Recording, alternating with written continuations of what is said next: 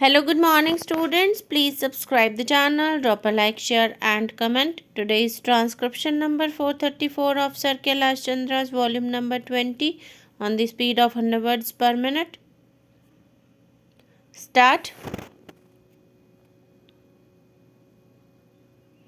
Mr. Chairman, first of all, I would like to congratulate the Honorable Railway Minister for proposing no increase in the passenger fares and also for proposing no increase in the freight rates. Of course, the freight rate increase has come into operation only very recently, namely on the 1st October 2008. I would like to congratulate the Honorable Minister for this, that in the current year there had been no major accidents.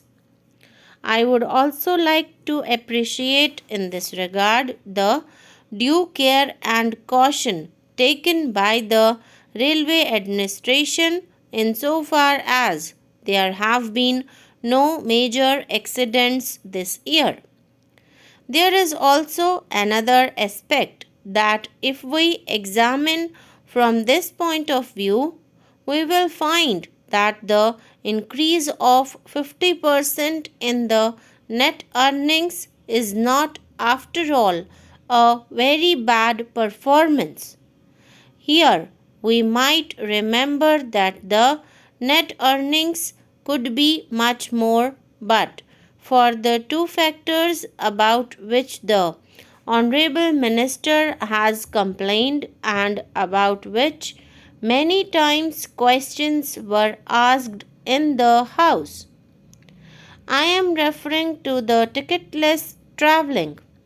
The ticketless travelling has assumed a very large proportion. In answer to a question in this Honorable House, it was suggested that the detected cases ran into some lakhs and undetected cases were bound to be perhaps much larger than those that have been detected. This has assumed such a large proportion that there must be a concerted effort to eradicate this evil. The Honorable Minister has appealed to the public to help in the eradication of this evil. I would make 2 or 3 suggestions in this regard. One is the progressive use of intercommunicating coaches, what are known as vestibuled coaches, in the train so that even during the running of trains, checks could be carried out without delay in running. Another is, just as we have propaganda pamphlets regarding properties of the railways, we might also have propaganda pamphlets regarding ticketless travelling, inviting public cooperation or passengers' cooperation, and saying that wherever they detect any ticketless travellers, they might at once convey the information to the authorities concerned. Another suggestion is that a more deterrent punishment than is given hitherto to the ticketless travellers should be given. After all, it is at the cost of those who are paying fares that this ticketless travelling takes place or the ticketless travellers are enjoying. I would also suggest that, but for the connivance or active help rendered by the railway officials, this would not have assumed such a large proportion, and a concerted action must be taken with regard to that also, namely, instantaneous action should be taken to punish the persons who are involved in helping the ticketless travellers.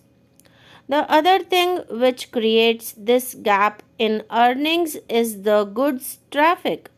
There has been a complaint that the goods traffic, particularly the high rated goods traffic, is diverted to motor transport. I was reading, sir, a statement made by the president of the Road Transport Association the other day. Of course, the Honorable Railway Minister has said that this diversion is because of certain reasons, that it occurs mainly in such articles that are rated high insofar as the railways are concerned, and therefore there is diversion.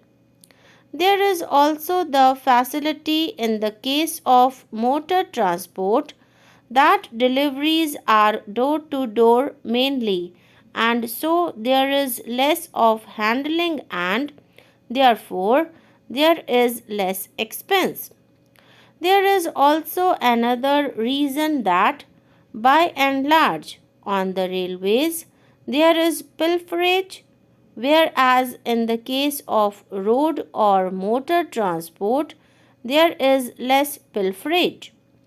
The Honorable Minister has stated in his speech that with regard to this particular problem, the Railway Ministry is considering what steps should be taken so as to bring about an increase in this goods traffic on the railways. Apart from these, I would also submit that this problem of pilferage should also be tackled a little more vigorously. Apart from the public taking part in it, I would suggest that a considerable portion of the blame lies with the railwaymen in this matter. With regard to these evils that are existing, an easier and more speedy method of punishment and bringing to book the persons who are guilty should be taken in hand. At present, the manner and the method in which these inquiries are held produce delay, with the result that all the evidence is destroyed or manipulated, and the result is that the guilty people get away with it. I would suggest that in the matter of these inquiries, a minimum period should be provided within which time the inquiry should be over.